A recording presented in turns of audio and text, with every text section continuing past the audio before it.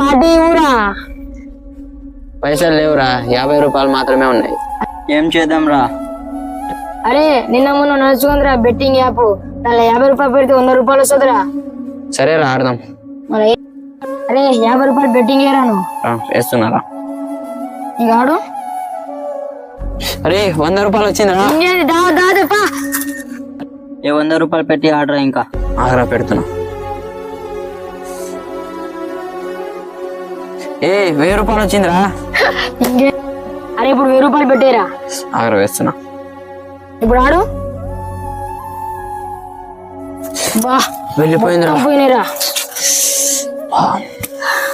అరే మన చందు వానికి 5000 అప్పు అడుగుదాం రా.